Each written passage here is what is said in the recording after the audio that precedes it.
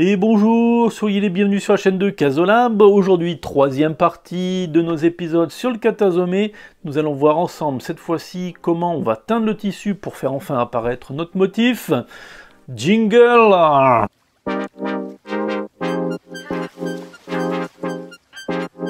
Bien, dans cet épisode, donc après avoir créé un katagami, ça veut dire un pochoir en papier à la mode japonaise, pour faire du katasome, et après avoir vu aussi comment on réalise la pâte de riz qu'on applique sur le tissu pour créer une réserve de teinture, aujourd'hui nous allons faire le bain et appliquer la couleur sur notre tissu. Alors vous allez voir, ça va pas être forcément évident. À premier abord on peut croire que c'est facile, mais non, pas autant que ça. Donc nos tissus sont bien secs, il n'y a plus qu'à s'y mettre. Donc voilà, mes trois coupons sur lesquels j'ai fait mes motifs avec de la pâte de riz sont bien secs. Voilà, c'est cartonné à souhait comme je le voulais. Alors aussi un des avantages d'avoir mis de la poudre de son de riz sur la pâte de riz quand elle n'était pas encore sèche, c'est qu'après le motif est bien visible. Et on va voir que dans les prochaines étapes et les prochaines vidéos, ça peut avoir son utilité de pouvoir bien visualiser où est le motif. Quand on a quelque chose d'assez simple comme ça, c'est pas vraiment un problème, mais pour des choses plus complexes, on verra que ça peut aider. Et donc on les voit bien sur les trois tissus, qu'ils soient jaune, rouge ou blanc. Donc c'est parfait. Et maintenant, ce qu'on va faire, eh ben, c'est le bain de teinture. Pour ce faire, je vais prendre du bois de campèche. Bois de campèche, alors je vous mets un petit lien en haut pour voir comment réaliser un bain de teinture. Mais comme c'est très simple, je vais vous montrer tout de suite comment on le fait. C'est vraiment très facile. Donc du bois de campèche, ça se trouve assez facilement. Vous tapez dans Google bois de campèche et vous en trouverez, c'est un bois tropical.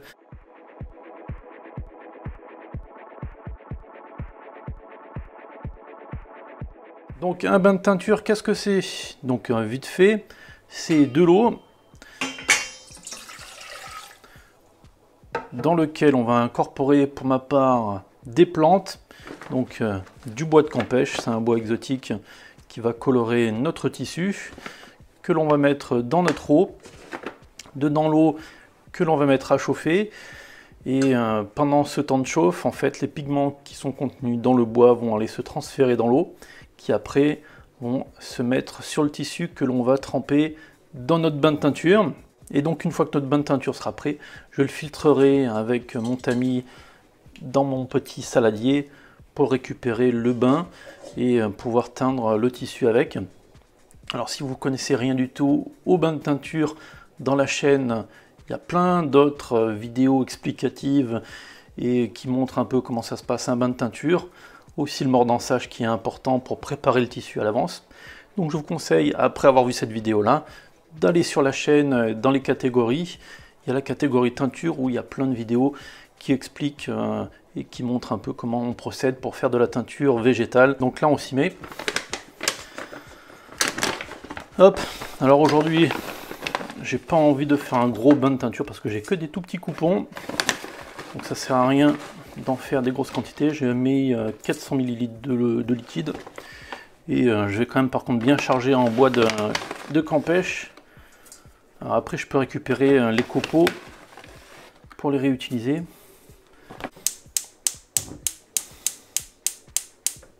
Donc je vais le laisser chauffer tranquillement et les couleurs se diffuser dans l'eau pendant à peu près 30 à 40 minutes.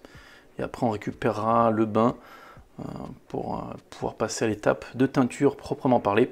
Bon, je filtre le campèche.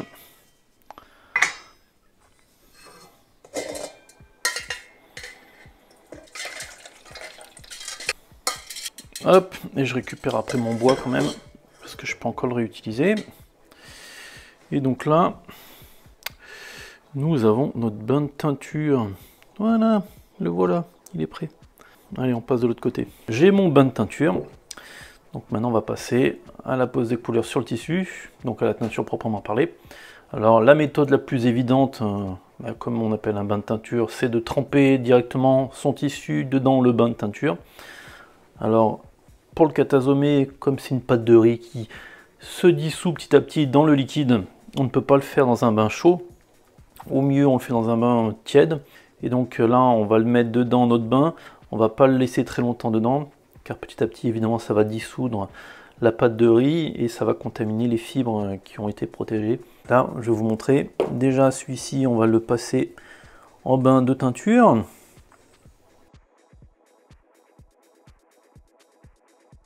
Donc là, mon tissu est imbibé. Je vais le mettre de côté. Hop. Avant de passer à la dernière étape. Pop, pop, pop. J'arrête la vidéo ici. Alors, une petite mise en garde. Dans la suite de la vidéo, en fait, ça va pas se passer exactement comme ce que j'avais prévu d'un point de vue teinture. Normalement, la technique que je voulais mettre en œuvre, c'était accrocher mon tissu sur un cadre et après passer en fait de la teinture à l'aide d'un pinceau. Alors ça permettait normalement d'avoir un motif qui était blanc des deux côtés et parfaitement blanc. Parce que quand on le trempe dans un bain de teinture, la face où il y a eu la pâte de riz qui a été déposée restera blanche, où normalement la couleur va être dessous, et de l'autre côté du tissu, quand on le retourne, le tissu est teinté. Alors, soit par le fait que j'avais aussi des tissus qui étaient un peu anciens, je ne me rappelais plus ce que j'avais fait avec en termes de teinture ou de traitement de tissu, et aussi le fait que dans le feu de l'action de la vidéo, j'ai pas pris des bonnes décisions de faire une pause pour pouvoir remettre en place bien toute la vidéo, donc j'ai fait quelques erreurs et ça n'a pas tourné exactement comme ce que j'espérais, comme prévu. Donc vous allez voir après, il va y avoir quelques petites difficultés que je vais rencontrer.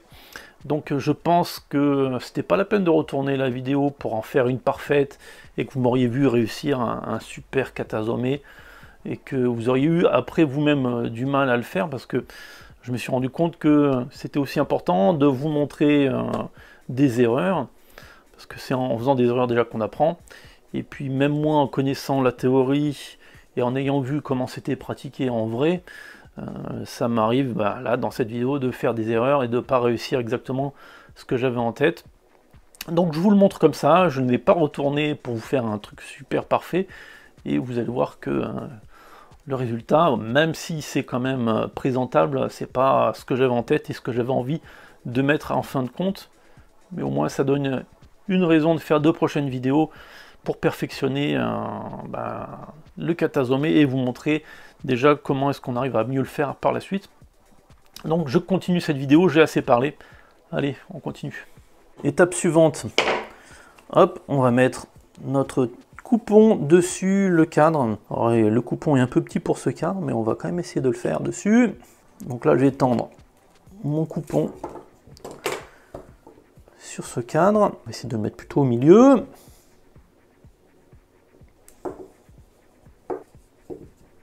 C'est à peu près bon. Et après, donc là, comment on fait? On va tremper son pinceau ici. Alors, on peut aussi après passer un petit peu d'eau dessus pour humidifier. Ce que j'ai pas fait. Alors l'utilité de faire de cette manière-là, par rapport au trempage complet du tissu en bain, c'est que derrière, normalement, on devrait avoir le motif qui va rester bien blanc. Alors comme j'ai pas mouillé, donc comme je disais, voilà, je pense qu'une partie du problème vient du traitement du tissu. Je pense que ça a étanchéfié un peu le tissu. Bon, et en plus, c'était un tissu très bas de gamme que j'avais pris en premier prix et qui n'était pas vraiment adapté pour faire ça. Voilà, d'où mes difficultés présentes pour faire passer en fait la teinture au travers. Donc on continue.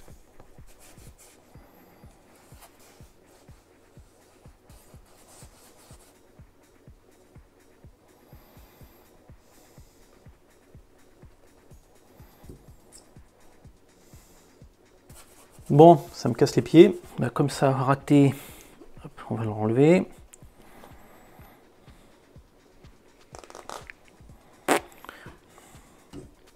Ça n'a pas fait ce que je voulais. C'est magnifique. Bon, on va tout mettre dedans. De toute façon, ça a raté. Mon bois de campèche n'empêche. Bon, c'est en train de dégénérer. Youpi. Bon, celui-ci, avant de le teindre, je vais l'humidifier pour que la teinture passe plus facilement. Alors là aussi, j'ai commis une erreur à vouloir humidifier le tissu avec un pinceau, c'était vraiment pas adapté. Ça mettait trop d'eau dessus. Il aurait fallu que je vaporise avec un brumisateur. C'est pas ce que j'ai fait et vous allez voir que ça va pas être génial. Un peu quand même très humide. Je vais mettre mon tissu dessus mon support. Pouc.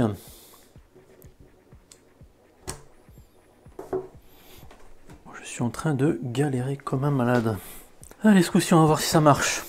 Il est un peu trop humide à mon sens. Derrière, ça va pas le faire du tout. Bon, on va voir si ça marche ce coup-ci, mais je pense que ça va encore rater. En plus, là, j'ai mis un peu de teinture là. Et effectivement, j'ai en plus mis des projections de teinture sur le tissu. Vraiment, je commençais à faire un peu n'importe quoi. Et donc, ça a continué.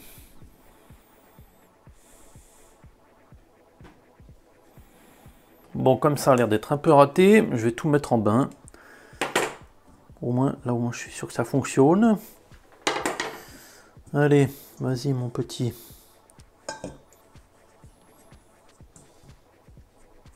Bon, maintenant j'ai fait ma teinture sur mes coupons. Donc je vais les mettre en papillote dans du papier craft et les passer maintenant en bain de vapeur pour fixer la teinture sur le tissu. Alors hop.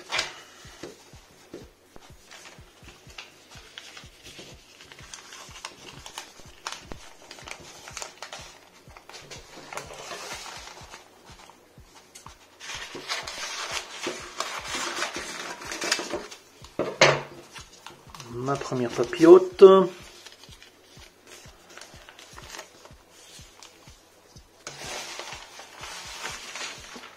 La seconde. Oui, en voix off.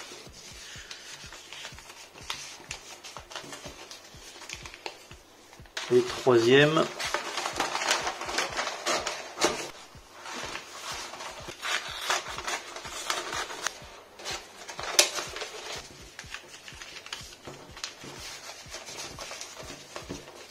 Hop. Voilà. Maintenant, je mets tout en bonne vapeur.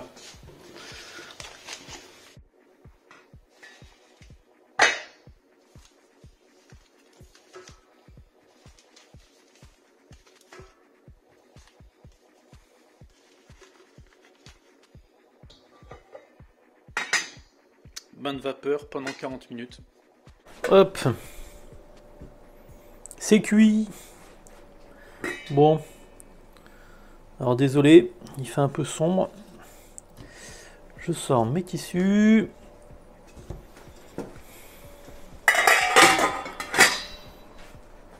Il n'y a plus qu'à les déballer et on va les laver dans la foulée. Touc. Ouh, ça a bien noirci. Oh mon dieu. Bon. Alors effectivement, quand j'ai commencé à laver, je me suis rendu compte que le papier craft que j'avais utilisé, qui était un reste de papier cadeau que j'avais utilisé cet hiver, était étanche.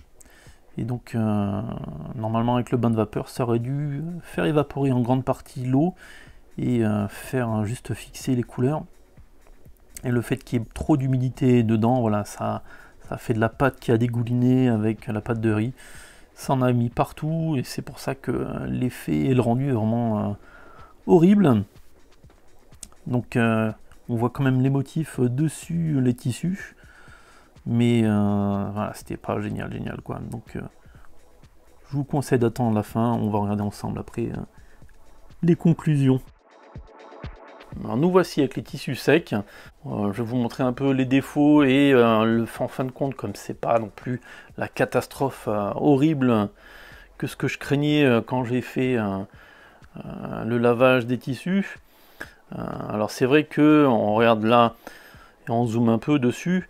Moi au départ ce que je voulais c'était quelque chose de vraiment net, alors que maintenant les bords sont tout flous et ça vient en fait du fait que pendant la cuisson vapeur, comme le papier que j'ai utilisé était étanche, l'humidité, et comme il y a eu beaucoup d'humidité dedans, j'avais peut-être mis un peu trop de liquide ou de teinture, j'avais pas fait un peu sécher avant, Donc tout s'est mélangé à l'intérieur et la pâte à Katasome a commencé un peu à couler, ce qui fait que les bords sont plus du tout nets, ce qu'on ne voit pas sur par exemple le Katasome que j'avais fait très succinctement dans la première vidéo de présentation, où j'avais un triangle avec les bords vraiment bien nets, même si il y avait un peu de couleur qui était passée quand même au travers. D'ailleurs il est peut-être à l'envers, c'est pour ça. Hop, voilà, c'est un peu plus clair là. Celui-ci vraiment est très flou. Il y a des parties qui ont bavé parce qu'il y a la pâte à Katasome aussi qui a commencé un peu à baver. Je pense aussi que le son de riz que j'avais déposé dessus est un peu parti de partout. Par contre, c'est vrai que derrière, on voit aussi qu'il y a des réactions qui se font avec la teinture, parce qu'il y a quand même une partie qui est plus claire. Ça n'a pas teint l'arrière. Alors je pense que là, ça vient de cette teinture-là, qui a réagi avec le son de riz. Je pense qu'avec de l'Aizome ou de l'indigo, ça aurait pas fait ça, quoi. Ça aurait bien été partout. Celui-là aussi est pas mal en fait. Donc les deux là sont pas mal, hein. Le jaune et le blanc. Alors par contre on voit plus de jaune, c'est plus ou moins soit un petit peu bleu, soit tout blanc. Et le rouge lui a complètement raté. C'est pas très beau. Alors déjà la teinture rouge a réagi avec le bois de Campèche, et après ça a fait des trucs super étranges et pas beaux. Mais bon, on a quand même un petit motif sympa qui a été fait, même si c'est pas parfait. On retentera l'expérience. Je pense que je referai tout seul hors caméra mes petits mix de Katasome. Je pense aussi que le fait que ça ait bavé comme ça vient aussi d'une grosse épaisseur en fait de pâte à Katasome. Le papier est quand même assez épais. Ça on a peut-être mis un peu trop. À voir si j'arrive à trouver du papier un peu plus fin dans un magasin spécialisé dessin pour pouvoir après tester justement différentes épaisseurs. Et on verra dans les prochaines vidéos, et en même temps ce coup-ci je testerai peut-être un peu plus en amont avant de vous montrer des nouveaux résultats, afin de vous communiquer des trucs un peu plus perfectibles, un peu moins perfectibles, non plus perfectibles, je ne sais plus comment on dit. Donc voilà. Et alors avec cette vidéo s'achève cette trilogie sur le Katasome, même si ça a un petit peu raté, mais bon, c'est pas non plus ultra dramatique. J'ai réussi à avoir un motif qui ressemble au Katagami que j'avais fabriqué, même si il y a eu des petits soucis de cuisson et de teinture. Dans la prochaine vidéo, c'est sûr, ça marchera mieux. Comptez sur moi. Donc, passez un bon week-end. Des bonnes fins de vacances si vous êtes toujours en vacances. N'oublions pas qu'on est bientôt le 1er janvier 2023. Donc, on va changer d'année. À bientôt!